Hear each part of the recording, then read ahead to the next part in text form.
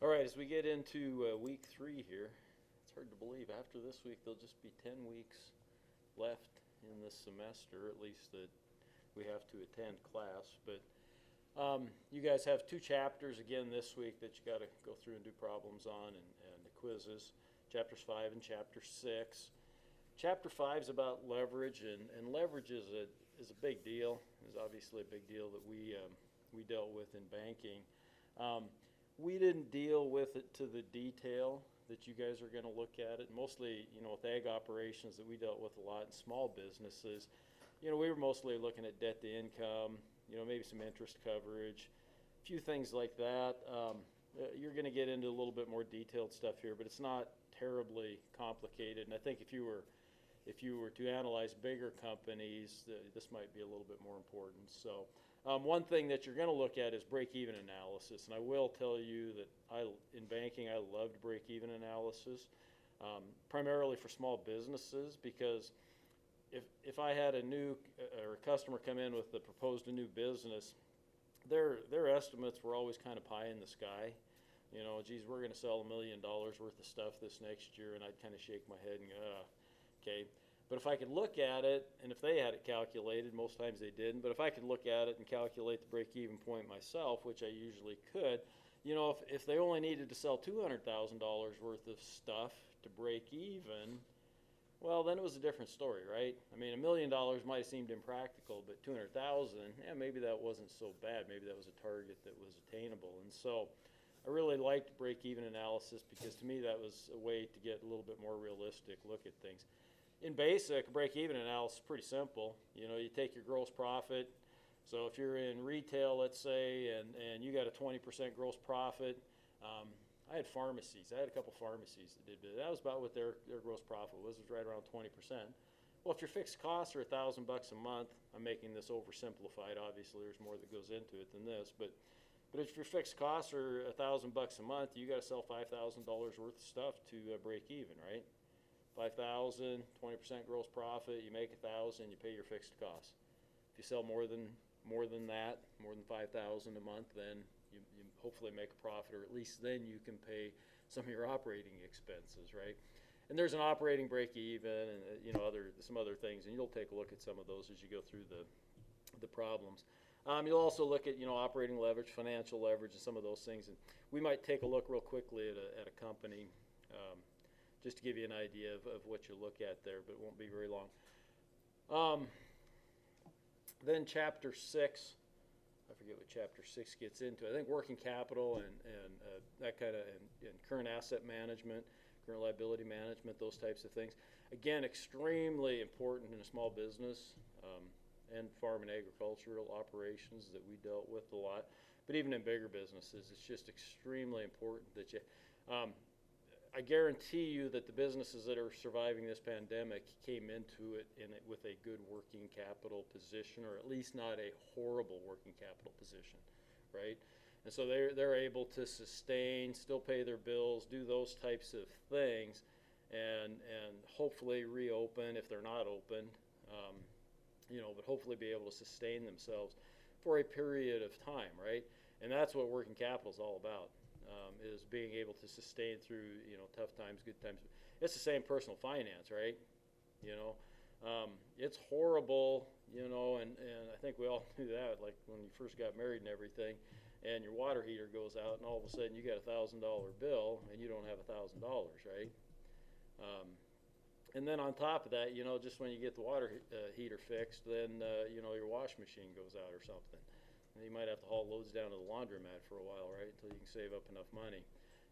As you get a little older, hopefully you set aside a little bit of working capital, so those types of things are minor inconveniences as opposed to the catastrophes they are when you're 23 years old and first married and have a kid or whatever the case may be. So working capital is just as important for business as it is on a personal level. So one thing, I was just taking a look here for some reason at Amazon. They're an interesting company. I don't know. The one thing I don't know about Amazon, here's a look at their revenue. This is in billions, 178 billion. That was in 2017. TTM, trailing 12 months, You know, they're up to $322 billion in trailing revenues, total sales. Yeah, I don't know how they booked that for sure, because they do take possession of a lot of inventory. You know, there's certain things that sell that they buy and then they resell. And I imagine they book that the full sales price. But they also do a lot of third-party selling, right? Where a company just sells through Amazon and Amazon just takes a cut of that. And I don't know how they're booking that revenue. I just haven't looked into it enough. My guess is they might only be booking the fee that they charge there as part of that revenue, but I don't know. It seems like their sales would be a lot bigger if they were booking that full sale, right? If Aaron was selling something on Amazon for $100, they're probably charging a few percent, 3-4%. So you sell it, they're probably only booking the $3 and not the $100. Okay, and I say that because, you know, Amazon's huge in what they sell. 321. I think Walmart's total sales are over 500 billion a year now. And we know that they're buying inventory and then reselling it, so they're booking the whole works, right? They don't have any third-party sales that I'm aware of. Okay, Amazon, I'm guessing, sells as much or more maybe than Walmart. Okay, but certainly a lot of that's probably those third-party sales, if that makes any sense. But so they're, you know, growing like crazy. Operating income, though, not that great. You know, amazing thing about, I mean, it's growing. Don't get me wrong. It's growing nicely. It went from $4 to 16, so it's quadrupled. So they've done a good. They've only doubled their sales, but they've quadrupled their operating income. That's probably why Amazon stock's gone through the roof here lately, right? It's a wonderful thing. And same thing with net income. You know, they've more than quadrupled it, right? And their earnings, diluted earnings per share, have done really well. Okay, great. You know, back here they weren't showing hardly any profit. They were reinvesting money back into their business hugely. Okay, and so they probably had decent leverage and whatnot, which they're now starting to pay down. We'll kind of take a look. This is just a brief look. You know, total assets increased almost doubled too, right? So in order to double their sales, they've had to double their assets. That kind of makes sense. A lot of their assets is just the inventory that rolls in and rolls out. Liabilities, though, you know, have almost doubled, but not quite. Total debt, yeah, you know, that's not that bad, but it's about doubled too, right? Total equity has almost tripled, however, you know, so they've done a nice job there, right? You look at this, their cash flow, and I find this kind of interesting here. Their operating cash flow is a huge positive, right? The blue ones. Their investing cash flow is negative. So what are they doing there? They're probably buying back stock is what they're doing, I'm guessing, in that case. I'd have to take a closer look. And their financing here was a positive, so that means they probably borrowed some money that added to their cash flow, probably issued some bonds or whatever, but then it's a negative in these two cases, so what are they doing there? They're probably paying back debt in that case, right? Probably paying off those bonds, maybe, whatever the case may be. Okay, that's, you know, some of the things that I kind of want you guys getting into a little bit as you look at these companies, as you learn a little bit more about finance, that you look at these, these are basic statements here. In order to get the full details, I probably have to get their annual report, and you can get those right online, and you can find far more detailed information that would tell you if some of what I'm guessing at is right. Okay, I'm guessing at it, but I'm guessing at it with, you know, a little bit of experience there and a little knowledge, you know, that you've kind of studied these companies for a while. You kind of get an idea maybe what's going on with some of those things. So it's pretty cool. Debt to equity, so 1. So they've got just about as much debt as they have equity. Kind of surprising that they would have any debt, right? Debt's so cheap right now, though. You know, they want a little bit of leverage. Okay, these companies want a little bit of leverage right now. Interest coverage, 10 or almost 11. That's wonderful. You want that. Current ratio, we always liked it to be at least 1, and it is just 1. Quick ratio, I don't know, mine's kind of cut off. Yeah, it's cut off up there too, but it looks like it's probably about 1 as well, somewhere in that neighborhood. Okay. Price to book, I can't see. Price to cash flow, price to sales, price to earnings, that's really, really high. Okay. That would scare you, except for the fact that the company has doubled its sales in 4 years, less than 4 years. Okay. If they double their sales again in the next 4 years, this isn't so bad, right? And they've quadrupled their operating income and their net income. Okay. So anyhow, price to earnings, you always got to take that a little bit with a grain of salt. I won't spend much more time on that. I want to get into Project 2 a little bit more. Only 7 of you so far have submitted to me what you're looking at in terms of your project. I think it's mostly everybody that's here, probably the motivated ones that can get up in the morning and make it to class. So far I got a sports store. And again, I think I talked to, is that you, Alan? Said, let's try to specialize, right? So that's a little bit easier, okay? There you go. Yeah, shoe retail, so sports shoes probably, athletic footwear maybe, kind of like we got up here at North Star or something like that. Perfect, okay? Makes it a little bit easier. I got a construction. Again, I would, let's narrow that down, right? Let's be a little bit more specific, and most of them that start out are that way. Carpenter, maybe you're just going to do concrete work, maybe you're going to do whatever the case is, but keep it simple at the start, okay? If you want to grow that thing later, great, wonderful. It'll be way easy to scale this thing up once you learn how to input the data and whatnot, okay? I got a martial arts, Western martial arts, dojo, and equipment sales. Maybe start with one. Maybe just do the dojo, okay?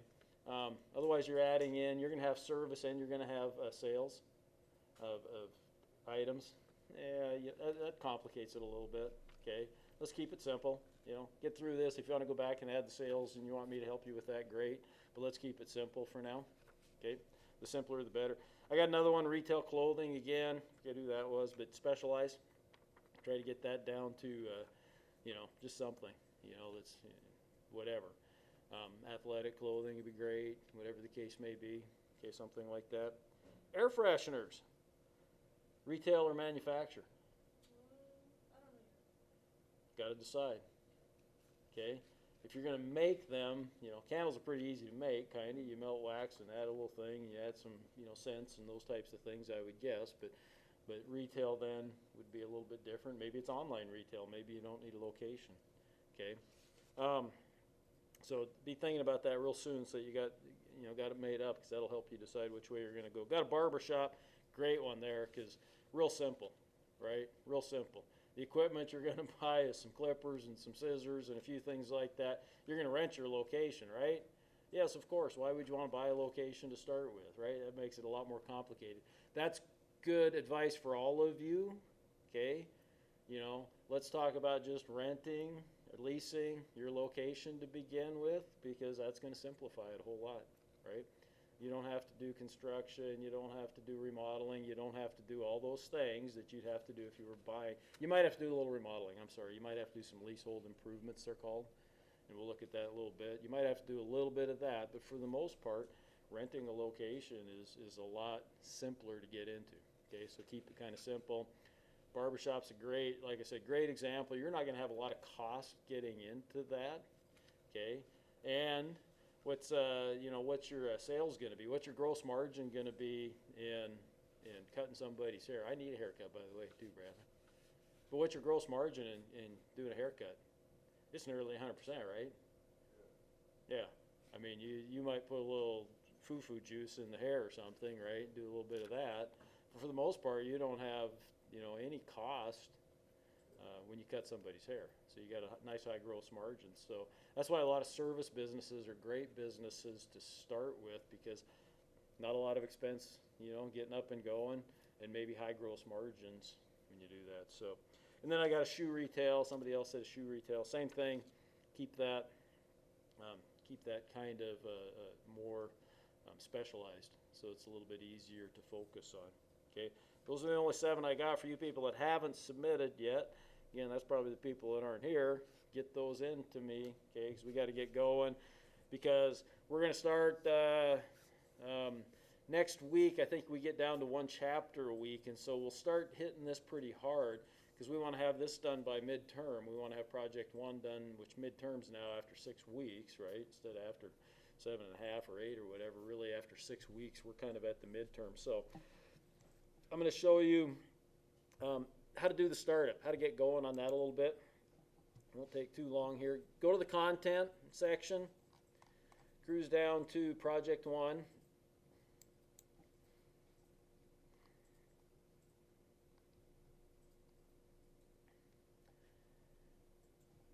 And I got a Word doc in there which just kind of gives you some ideas and whatnot. But this copy of the financial projections, it's a template.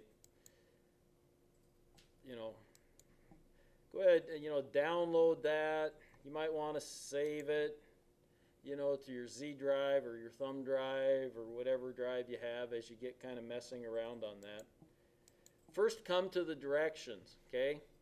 Now, word to the wise here is that when all else fails, go back and read the directions, okay? And as a guy, I typically ignore that advice and just try to plunge forward. But there's some things in here, for example, some of these cells are locked, okay? And you go to try to make a change and you have to unprotect the sheet. I think to make any changes, you may have to unprotect it. The unprotect code is just 1, 2, 3, 4. And unprotect, let me come up here to enable editing, I'm sorry. I think it's under review. Yeah.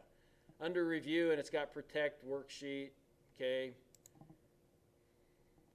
Password to unprotect, you put that in there. So you'd hit 1, 2, 3, 4, and it would unprotect that. So a lot of times I get messing around on something and I try to enter something and it doesn't do it for whatever reason. Sometimes it lets you, sometimes it doesn't. Okay, so then you got to hit the unprotect thing. Okay, and that's under review. Codes 1, 2, 3, 4. They do that simply so, like I said, you don't want to make changes to the white cells. Okay, unless you got my permission. Okay, and they do that just to kind of protect you from doing those things, right? So you don't just accidentally do it. Good to kind of read through this, gives you an idea. I'll refer to this as a workbook. Okay, you can put your name in here, that's great. Company name if you want. If you want to think of some snazzy name, that's great. Starting month, starting year, you can put in if you want to. You do not have to do those things. Okay. Then you get to the starting point, and these are the things you have to think about a little bit, right? Real estate, land, real estate, buildings. If you guys rent, like if you take my advice and you're just going to rent your location, those are going to be nothing. Okay, you get to leave those blank. That's great. Leasehold improvements. Even at the barbershop, if you're just renting a location, you might have to buy. You might have to fix the walls up a little bit. You might have to put in a counter. You might have to put in a sink. You might have to do a few things like that, right? So you may, in fact, have several $1,000s of leasehold improvements that you're going to have to do, right? Okay, and so you got to think through that a little bit. In this project, if you were taking entrepreneurship, when I teach that, I use this same kind of basic to get started, and I want more detail in entrepreneurship. Here you can kind of make pretty broad estimates, and I'm not going to get too excited about it. Okay, I'm not going to come and tell you. I'm not going to say, show me where you got your numbers for all the stuff. Okay, we're making some broad estimates here just so we can kind of get an idea how these work. Equipment, right? Might have to buy a chair. Might have to, you're going to buy a razor, and you're going to buy clippers, and you're going to buy some scissors, and things like that, right? Furniture and fixtures for the barbershop. Sorry, I keep using yours as an example, Brad, but it's such a good example. You got to have some chairs and stuff for the people that wait. They come in, they're waiting at the barbershop. You got to have a few chairs, maybe a sofa, whatever the case may be, right? Okay, that's what your furniture and fixtures could be. It might also be a few things that where you hang your clippers on the wall, some things like that. Okay. Equipment might be a bigger deal for the construction, right? You might have a lot of equipment there, right? Depending on what you're doing. Okay, so vehicles. You probably don't need a vehicle for a barbershop. Construction, yeah, maybe, right? You need to get around, do those types of things. Other, just a catch-all for some things. If you got something that's going to go in here, you might want to check with me, and let's just make sure that it doesn't fit in another category. Okay. This one catches a lot of people for whatever reason, and it shouldn't be all that difficult. Pre-opening salary and wages. For most of you, let me just say, for most of you, that's probably going to be 0. Okay, for most of you. The only thing that you would put in there is if you're going to pay some people to help you get things up and going. If you're going to pay somebody to come in and help you paint the shop, if you're going to pay somebody to help you do a few things like that, you might have something in there. Okay. It has nothing to do with the salaries from day one forward. You're going to enter that later. Okay, that's going to come in when we get to payroll. Okay, so that's only before you open your doors if you have to pay some people to help you do some things, and you might. Okay, So, for a lot of you, it's probably going to be zero because you might do that yourself. Prepaid insurance premiums, you're going to have to get insurance, liability insurance, maybe some business insurance to cover your assets, okay? Your insurance agent, especially because you're just starting out, is going to want to get paid in advance, okay? And so you're going to get a year's worth of insurance, and you're going to have to pay them. You got to make an estimate as to what that is. Maybe call an insurance person, get an idea. Okay. Inventory. Again, Brad's not going to need a lot of inventory, right? I don't know. Maybe a little bit. You might sell some foo-foo shampoo or something, or little, I don't know, skin stuff or whatever for the guys. I don't know. So you might have a little bit of retail stuff that would be there. Okay, contracting, construction. You're not gonna have any inventory, right? That's why it makes it simpler if you do your martial arts thing with no sales, right? You don't have to worry about inventory then, right? Legal and accounting fees, probably all going to have a little bit of that. You might want to set up an LLC or something, right? Might want to set up a partnership, something like that. I recommend LLCs. They're nice, they're simple, and they protect you from liability to a certain extent. Rent deposits, you might have that, right? Just like if you're renting a house, oftentimes you got to pay a deposit. Sometimes you got to pay first month and last month's rent. Okay, so that could be there. Utility deposit, same thing. A lot of cities now, when you hook up for water and sewer, I think Havre does, they charge a little utility deposit. Again, just an estimate. Supplies. Here again, be thinking these are just the things you're purchasing prior to opening. So the things you're going to need to start the business. Don't worry about what you're going to be buying through the year. That's going to show up later in your operating expenses. So just the things that you got to get on the shelf or whatever that you might need. You might need everybody's going to need some cleaning supplies probably. They might be minor. It might be $20, a few rags and some 409 or whatever they use to clean stuff. I guess we all got to have hand sanitizer now and Lysol or whatever the heck it is, right? So you're going to need those types of things. Okay, but that's just beforehand. You'll enter the monthly stuff in later. Advertising and promotion, same thing. Here you might have a number. You might want to put a sign up out front, right? That might cost you a few $100, or you may want a nice big electric sign or something, cost you even more. Okay, so be thinking about that. But again, this is just prior to opening. Your monthly expenses, your newspaper ads, your radio ads, your Facebook ads, whatever those may be, they're gonna show up later. Licenses. Most of you probably don't have any. Probably not. Havre doesn't have, I know, Havre doesn't require any kind of a business license or anything. If you're in a location that requires one, you might have something there. Okay. Other initial startup costs, again, kind of a catch-all if there's some other things that you can think of. We all need to have some working capital.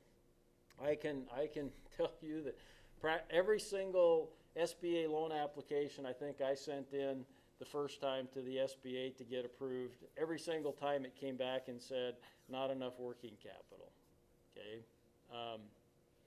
That's just the way the SBA were. I think they oftentimes just wanted to find a reason to turn it down the first time to see how dedicated you were if you were going to submit it again, which after you figured that out, you realized you just had to submit it twice. But anyhow, working capital, what they estimate, and you don't know, you're not going to know this number, but what you should estimate is about 6 months worth of operating expenses. So if you got in your mind, geez, I got to pay rent, I got to pay utilities, I got to pay this and that, and it's going to be about $1,500 a month times 6. I need $9,000 for working capital. I'm around that up to 10 grand. Okay, so we got to put that in there. Okay, so you got to have some working capital. I don't care where you're going to get the money from. We'll figure that out. That's going to give you the total required funds. Okay, again, the bottom part becomes really simple. Let's say your total required funds are $50,000, okay? You just need to make it work down here because I'm not gonna force you to say, geez, I got this much cash or I don't have this much cash. But okay, normally you'd require 20% equity. So if I gotta have 50,000 total required funds, my owner's equity, if it's 20%, I got 10 grand in owner's equity. I'm gonna borrow how much then? 40 grand. That math's pretty simple. I'm either going to do it in a commercial loan, okay? A commercial mortgage only if I'm buying real estate. So again, if you're renting something, you're not going to have a commercial mortgage. I hope I don't put it on credit card debt, although you'd be surprised the number of businesses that started with credit card debt. Vehicle loans, if you had to purchase a pickup or something or whatever that you might need for your business, that could be real, okay? But the bottom line is this number just needs to match this number, okay? This number's one you calculate, this one you make it work up here, right? So that it adds up. Okay? I mean, probably the only complaint you'll hear about me, as long as it adds up, is you should have a little more equity or something. You know, we might have to change the numbers a little bit just to make it a little bit more realistic. But don't sweat this part down here, because it should be pretty simple. Okay? Questions about that? I talked long enough. You guys need to work on your Chapter 5 and Chapter 6 stuff, so I'll turn you loose to do that.